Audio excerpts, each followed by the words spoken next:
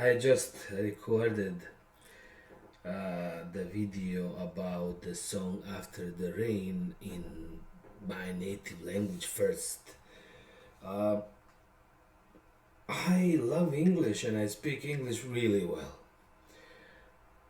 But it's so different when you communicate in your native language than it is when you communicate in a language that is your third or fourth or fifth or sixth language. I've learned so many languages along the way that I've learned to kind of differentiate, you know, not just through the way I'm speaking it, but it's also through the way I'm using it to portray myself.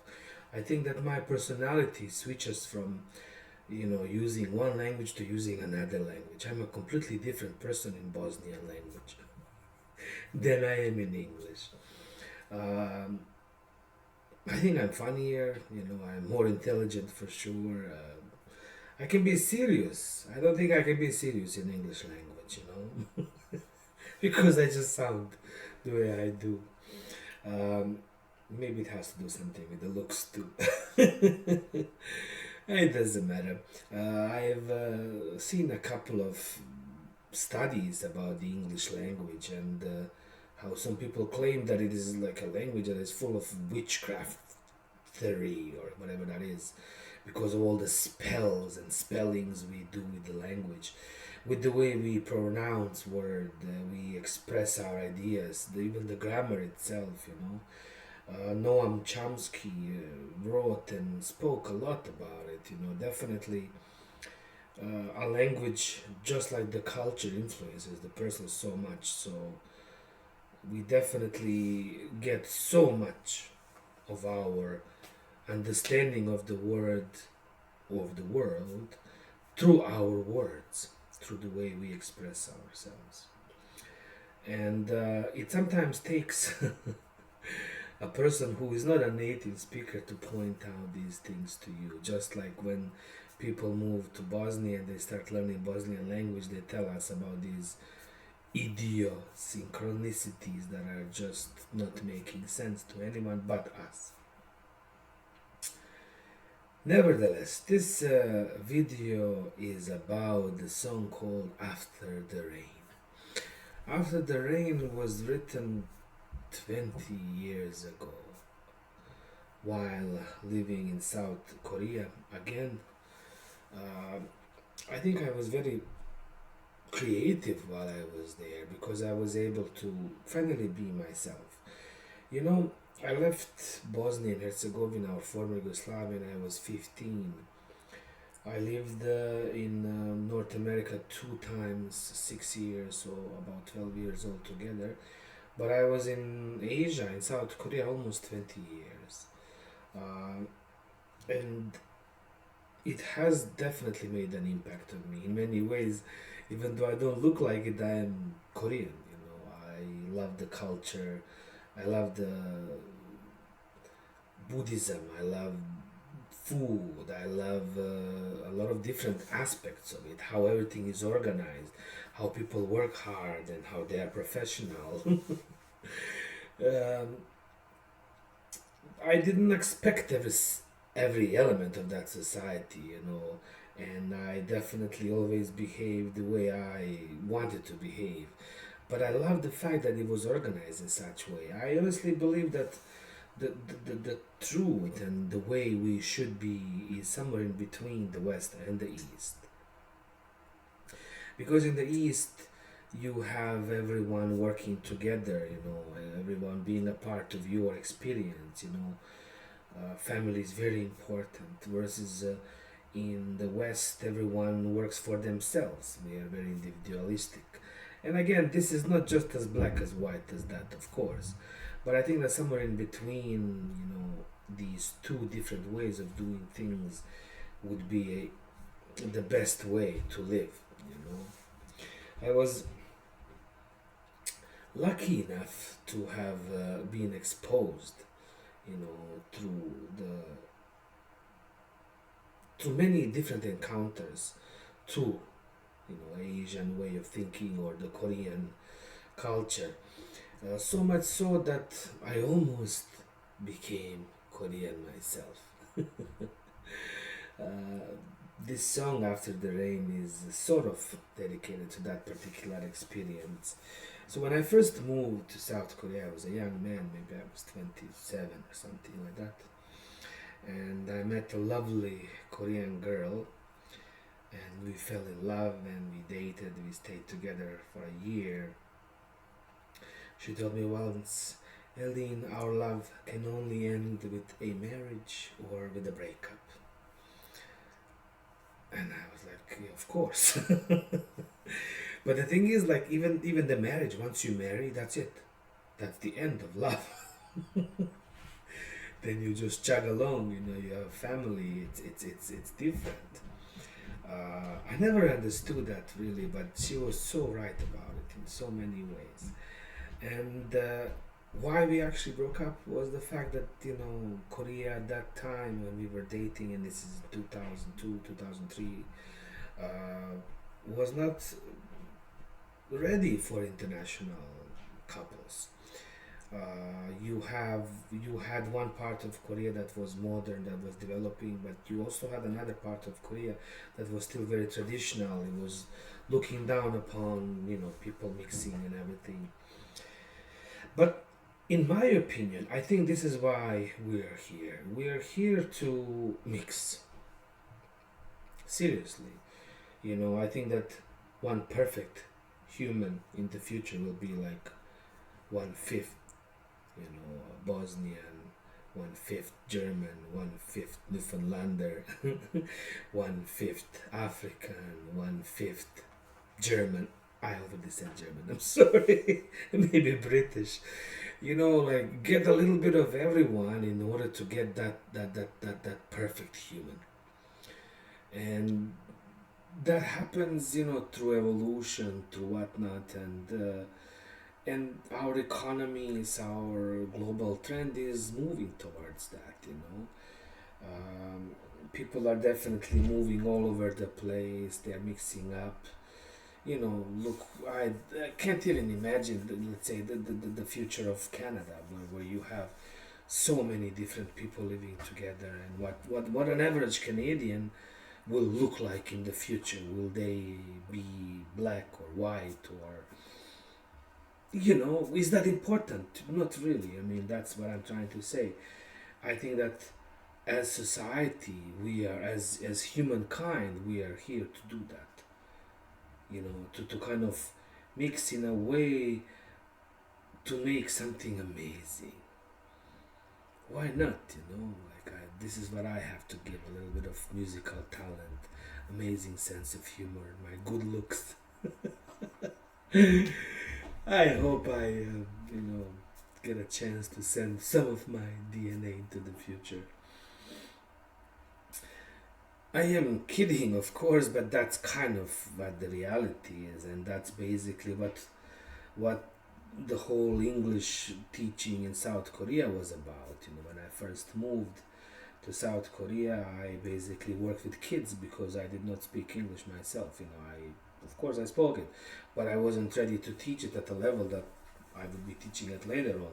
Because later on, I became a professor of marketing. I became a cultural consultant with Hyundai and Samsung groups. I worked for the government. I worked for the judicial, for system. I worked for the police university. I done amazing work, for my 20 years there, and that's brilliant. All because I could actually teach survival English, and not just that, but a little bit more than that. Because language and culture go hand in hand. Learning the language without learning the culture, you will never be able to understand what is really going on. Just like Korea, even though I spoke Korean, I could not fit in there, because I would question, my future in-laws about a lot of their decisions. They would question me about my decisions.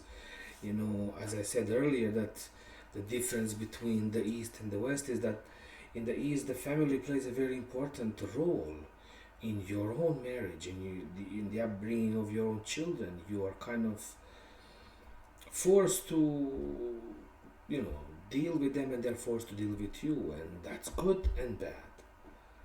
Versus here in the East, you know, in the West, I'm sorry. Once you're 18, get out of here, you know, like go get a house, get an apartment, do whatever you want to do. Kids can't, you know, wait to leave homes, and vice versa. You know, parents can't wait to, you know, get their own freedom back, and it's almost as if, like, you know, like we don't want to do any part of it. It's difficult. It's a difficult situation because in the song choices speaks about that. You know, the things that we choose become the things that we hate. You know, because in the beginning, you ask the God. You know, you ask the universe, please. You know, provide me with a family. If, you know, and then you find somebody. You have children with this person. Next thing you know, you're like, oh my God, you know, all I have to do is just work, work. Nobody respects me. Where am I in all this? I'm eating leftovers, pizza. You know, we have not organized ourselves well, and this is why this is an ongoing process. The whole evolution of DNA exchanges and cultural exchanges until we find out what everything is going to work for us rather than against us. In my humble opinion, by 2500 we will have a perfect society.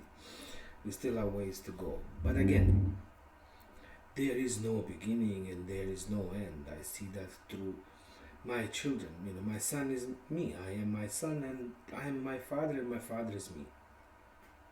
The things that my father wanted to do but couldn't, I'm doing, and the same things goes for my children. My son showed up with a saxophone. Just now he wants to learn to play the saxophone. This is something I've been wanting to learn my whole life. I couldn't. I was too busy working, you know, raising children, doing other things, writing songs, you know, traveling, because there's so many things that you want to do. You cannot do everything. So it's a slow process. It takes generations and generations for us to accomplish something, you know, so trivial. You know, how long did it take us, you know, to understand that we have been abusing our women in many ways, you know, culturally, politically, economically. What is it? We just celebrated like 50 years of, like, you know, a woman being able to get a credit card, you know, or like, what is it, 100 years since they could vote and things like that. Stupidity. But let's not talk about, let's say, like sexuality issues and things that we have shunned upon, you know, that we could not even talk about before, or some other things that are we're still to talk about. So it's gonna take a long time for all of it to kind of filter out, and this is, you know, all going step by step. The song After the Rain speaks about that. It speaks about love that conquers everything, and I think that basically that's the frequency that we all have to be in. You have to love your experience, and it's not always easy. So I'm going back to, you know, my first years in South Korea when I was just learning English myself, teaching children, and you know, I was lucky enough to share that experience with a lovely Korean girl who showed me what love is, who kind of provided me with that comfort, that knowing that somebody is waiting for me at home, that somebody's thinking of me. And I did not have that because, you know, I came from a war-torn country. I left my home when I was young. I lived on my own for so long that really, like, to have something like that was such an amazing experience, and it helped me, you know, it helped heal my heart in many ways, even though it finished the way it did because of all the cultural, economical, political differences. It helped me, you know, heal my heart.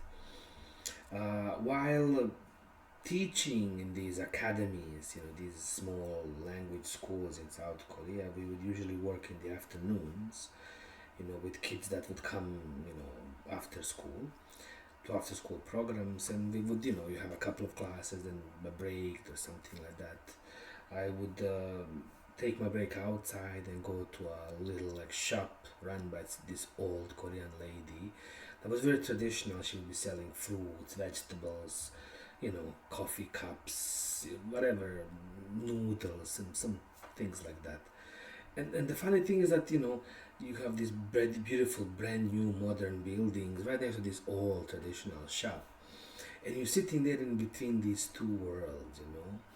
I would usually go and buy this cheapest coffee that was served in like a blue tin, uh, blue can, and the name of the coffee was Let's Be, which was grammatically incorrect. In English you need, to say let's be what.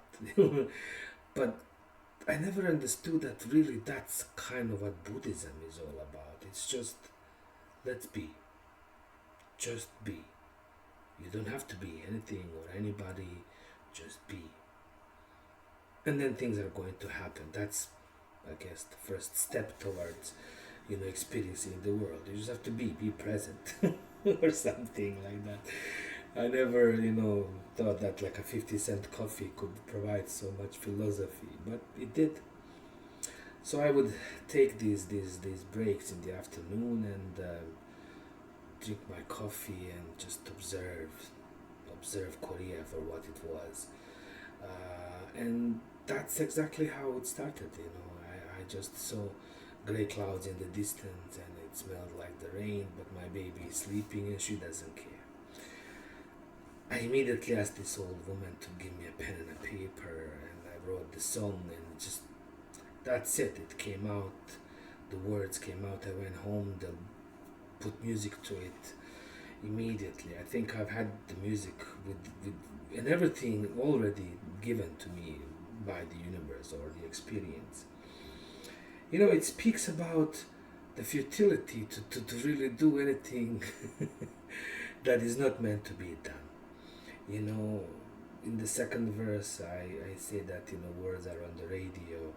He speaks of his pain. I tried to explain to her where I came from, the war, the things that just she couldn't explain. She couldn't understand, and really, like, I also still can't understand. I spent my whole life thinking about it. But the fact that she would basically fall asleep in the middle of me, like, bearing my soul about the war and everything, and would just drift apart. I say, who will win, who will pay? I don't really care. My whole world is here in my bed. Just, to her, who Serbs, who Croats, who Bosnians did not really make any difference. She was just oblivious to everything, just like to this summer rain.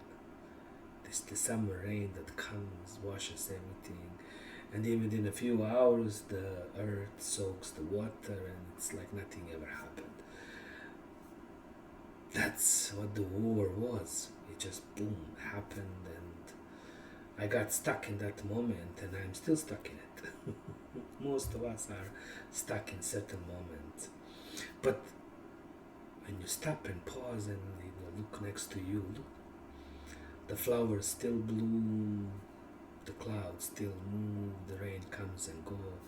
Love is there, just waiting for you. I'm lucky enough to have known it, in different experiences with different people, and I'm so grateful to it because it really shows me what the important thing is, and it's that moment. Just let's be. Let's be in that moment, because everything else that happened has to happen and will have to happen in order for us to evolve to a point where there will be no more pain, no more confusion, and everybody will be happy.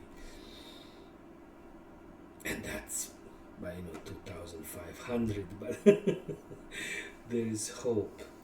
There you go, a little bit about the song called After the Rain. We will be happy after the rain, love will find the don't believe all the hype that is being sold to you as, real, because it's not. But we are. I hope we are, at least. I love you all, and I will see you in the next video after the rain.